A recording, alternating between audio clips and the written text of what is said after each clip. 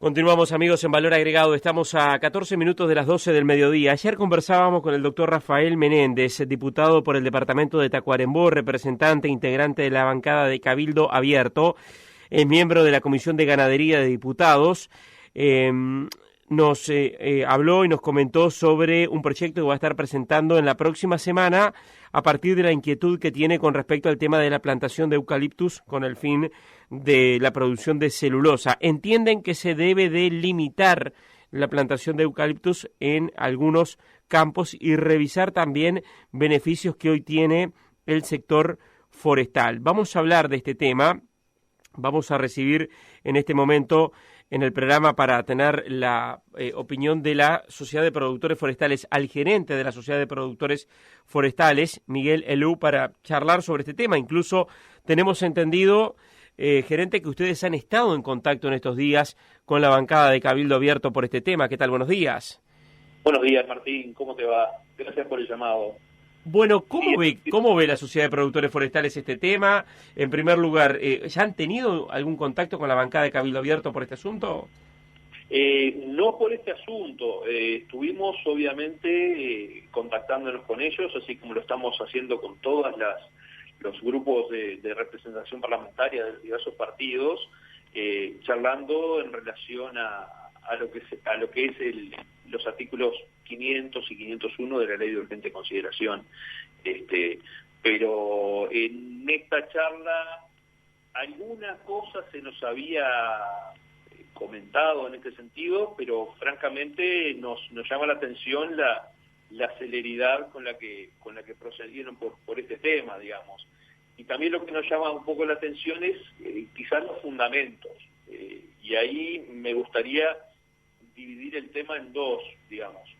De lo que entendemos de estos intercambios, y porque no conocemos el texto de este proyecto de ley, obviamente, y obviamente es algo que tenemos que proceder a analizar debidamente, lo que puedo adelantar en base a lo que he escuchado en lo que fue la nota del día de ayer y a lo que fue este intercambio que tuvimos, parecen haber como dos vertientes de cuestionamiento.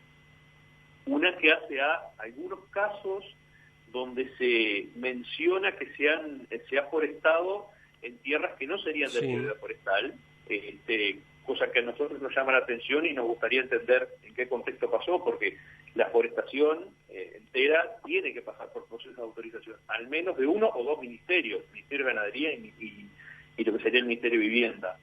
Entonces, quisiéramos entender qué casos se han verificado y cuál es el motivo, porque la verdad nos llama la atención, y esa parecería ser una fuente de la discrepancia o de esta intención de limitar el tema de la plantación. Claro, Elú, y para profundizar en este aspecto, hoy, cuando se decide realizar una plantación de árboles, ¿qué proceso se tiene que cumplir para tener esa habilitación? Usted recién decía, se debe de tener la autorización de dos ministerios. Rápidamente, ¿cuál es el proceso?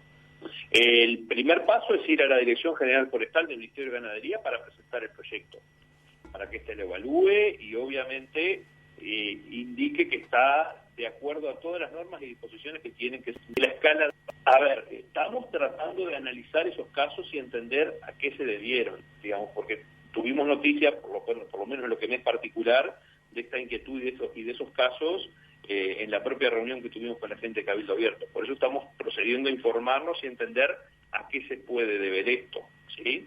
Pero en realidad no tenemos noticia de la extensión, parecería ser que no son extensiones significativas, y también, como digo, hay que entender los casos, porque es probable que sean, no sé, implantación de determinados montes de cortinas, digamos, para proteger otras actividades y demás. O sea, no tenemos la información detallada sobre esos casos, digamos, por lo cual lo primero que tendríamos que hacer es eso, proceder a informarnos y entender en qué contexto y de qué manera esto ocurrió. Claro, o sea que ustedes entienden que hoy ya hay una normativa que habilita plantar en determinados lugares y no para hacer gráficos en cualquier lado. Exactamente, y esa es la norma a la que debemos atenernos y sujetarnos, y para eso tenemos entidades que regulan el proceso. Ahora, el otro punto, es los beneficios que tiene el sector forestal. a diferencia de otros rubros. Caso, por ejemplo, y ayer lo conversábamos con el diputado, y él lo decía, la lechería, caso, por ejemplo, la producción ovina. ¿Es momento de revisar los beneficios que tiene el sector forestal? ¿Podría ser un momento de hacerlo?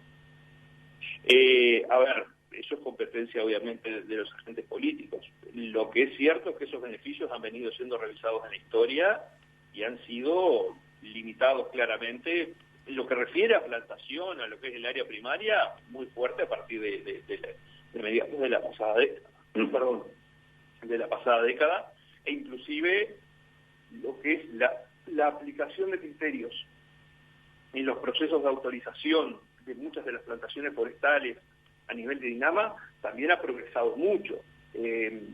Para que tengamos una idea, hoy en día, cuando una empresa o un productor propone establecer una plantación forestal en un determinado padrón de prioridad forestal, típicamente de toda el área que es de prioridad forestal, se está plantando un 60% del área, ¿sí? Porque la normativa vigente obliga a establecer áreas de conservación, áreas de protección, áreas de circulación y demás. Entonces, el tema del volumen total de área forestal versus el área forestada, efectivamente, también es todo un tema a analizar y entender bien, para que se hagan una idea de esto que estamos diciendo. Y esto no es solamente opinión e información que manejamos nosotros, esto está certificado. Más del 90% de las plantaciones forestales de este país están certificadas por normas internacionales que aseguran la conservación y el uso responsable de los recursos naturales. Normas como FSC o PEF. Normas que tenemos que cumplir sí o sí, porque de otra manera no seríamos capaces de exportar una unidad de producto, ¿sí? Esas normas a las que nos sometemos y por las cuales somos certificados y auditados anualmente, determinan que hoy dentro de las áreas forestales haya unas 400.000 hectáreas de áreas de conservación, esto es, áreas en las que no hay plantación forestal y por el contrario, se están preservando otros ambientes, otros ecosistemas, pasturas, monte nativo, reservas de agua, etcétera, etcétera, etcétera. O sea que pensar en esa imagen de un inmenso bosque de millones de hectáreas o de decenas de miles de hectáreas es una realidad un tanto alejada, o una foto o una imagen bastante alejada de lo que es la realidad del sector. Claro. Y como te decía, Martín, más allá de eso, lo otro que nos preocupa un poco, que creemos que, al menos yo lo interpreto de lo que es escuchar o la lectura de la nota del diputado Menéndez, es como una postura ya más dogmática, por decirlo de alguna manera, o una visión negativa del sector, que eso es lo que realmente nos preocupa. El que existan límites técnicos a lo que se puede hacer con la tierra nos parece bien y que tienen que ser respetados, sin lugar a dudas. Ese es el espíritu del sector y así queremos proceder. Pero lo otro que se nos preocupa, queremos entender qué tanto motiva esta iniciativa, es eso, es si existe una posición de oposición, por decirlo de alguna manera, hacia el sector y su desarrollo. Y en ese sentido creo que muchas veces lo que nos hemos encontrado, no digo que sea este el caso, es una falsa dicotomía que está planteada.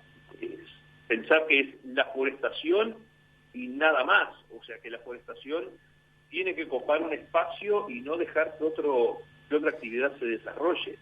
Y eso realmente no es así, digamos. Como te decía, asociada a la forestación hay áreas muy considerables de pastizales en los que se realiza pastoreo y actividad ganadera, que no ha sido excluida en absoluto.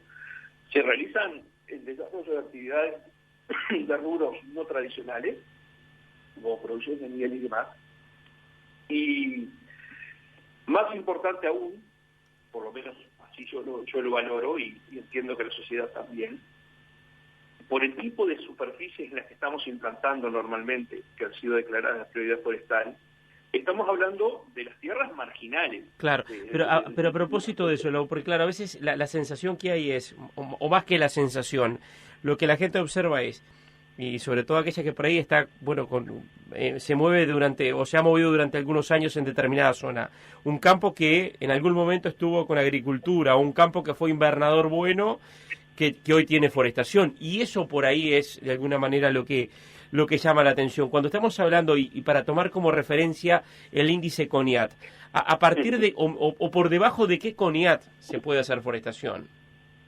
Y te diría que, a ver, hay un CONIAT promedio, digamos, pero estamos hablando de 80 para abajo normalmente. O sea, las áreas claramente de prioridad forestal están establecidas en las tierras que son básicamente marginales, o las porciones de tierra que son marginales. ¿Qué es lo que nos ocurre? En la amplia mayoría de los casos estamos hablando de tierras que tradicionalmente han estado ocupadas más bien por rubros como la ganadería de cría, con rendimientos, digamos, adecuados para lo que ha sido el patrón de la cadena productiva en ese tramo de cría, pero con muy pocas posibilidades de desarrollar otra actividad. Y la forestación lo que está haciendo normalmente, porque gran parte del desarrollo ha sido en forma asociada a los tenedores de la tierra, es decir, sin desplazarlos, por esquemas de asociación, de alianza, de fomento y demás. Lo que se le da al productor es una renta por un espacio de su tierra, un espacio de la tierra, en la cual él sigue desarrollando su actividad principal. Y lo que le estás permitiendo es diversificar ingresos y normalmente obtener un rédito bastante superior al que obtendría dedicándolo a la otra actividad que normalmente ha podido desarrollar y que técnicamente es la que se ha desarrollado hasta el día de hoy. Uh-huh. Entonces, esto tiene realmente un efecto positivo en la realidad productiva y económica de esos productores. Y les permite seguir en el rubro y seguir en el campo. Entendemos y sabemos que ese es un factor de arraigo, muy por el contrario a lo que se esgrime muchas veces de que es un sector que desplaza a la población fuera del campo. Uh-huh. ¿Sí? ¿Van a tener un contacto en estas horas, en estos días, a partir de lo que es este tema que se plantea ahora públicamente por parte de esta iniciativa de Cabildo Abierto? ¿Van a tener un contacto con ellos? Exactamente, estamos gestionando tener una reunión, nos gustaría con el propio diputado y obviamente con el senador Manini, que bueno, también fue voz pública de este proyecto, digo, para entender más de primera mano qué es lo que se está planteando en el proyecto y bueno, y aportar nuestra visión, digamos, y bueno, y los elementos de información y de análisis que puedan llevarnos a entender mejor esta realidad y ver cuál es el camino más adecuado a seguir, ¿no?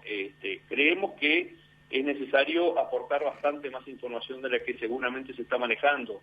Y entendemos, como te digo, que el efecto del sector es claramente positivo en el balance de la economía y la sociedad nacional, en generación de empleo, en calidad de empleo, en aporte al producto. Casi 4% del Producto Bruto Interno del Uruguay está explicado por la actividad forestal en sus diversas ramas. Casi todo eso es exportaciones. Hemos sido en años recientes el primer exportador del país y vamos camino a consolidarnos como el primer exportador del país. Y además, una cosa bien importante que uno puede mostrar hoy en día como un valor, digamos, para toda la economía y la sociedad, es la resiliencia del sector. Es una actividad que logró seguir en pie productivamente en términos de la mayor parte de sus procesos primarios, industriales y de servicios, en medio de esta pandemia, digamos. Claro. El tema es el efecto mercado ha sido negativo en el contexto de los mercados internacionales y eso se ha reflejado en precios, pero no en volúmenes y capacidad de producción, actividad y empleo. Pero la percepción que hay por parte de otros actores de la propia producción es que el sector forestal paga menos que la ganadería. A ver, si uno observa y hiciera la cuenta, y es algo que podemos aportar, cuánto se está pagando efectivo, cuánto producto se aporta y cuánto impuesto se paga por hectárea efectivamente ocupada de producción, créanme que no es poco. Y créanme que no somos precisamente de lo que estábamos en el fondo de la tabla. Por eso es que a veces está bueno hablar de esto y poder tener conocimiento a propósito de los números. Por ejemplo, hoy... Eso es un gran debe de la Sociedad de Productores Forestales y del sector. Exactamente. Tenemos que comunicar más y mejor eso. Por ejemplo, contribución inmobiliaria rural. ¿Contribución inmobiliaria rural paga hoy el sector forestal o está exonerado? Paga. ¿Primaria? También. ¿Impuesto del patrimonio? La gran mayoría sí. Uh-huh. El 1% de los que pagan los semovientes, en el caso de la forestación, no se paga. Pagamos por el lado... Bueno, estamos terminando de hacer ahora un inventario de todo eso para desarrollar un mecanismo adicional de aporte al fondo COVID. Esto es un adelanto que aprovecho a hacerte. Entonces, vamos a hacer un inventario actualizado de todo esto para poder aportar todas estas sumas y tener claro de qué manera podríamos llegar a partir de todos estos aportes y otros medios que posee o que genera la cadena, poder realizar un aporte a lo que es la atención de esta emergencia sanitaria. Vamos a seguir en contacto porque obviamente este tema podríamos decir que está comenzando, hay que ver qué surge y qué se va planteando a partir de esta iniciativa parlamentaria. Gerente de la Sociedad de Productores Forestales, Miguel Helou, muchas gracias por estar con nosotros. Por favor, gracias a vos, Martín. Por favor, gracias a vos, Martín. Por favor, gracias a vos, Martín. Por favor, gracias a vos, Martín.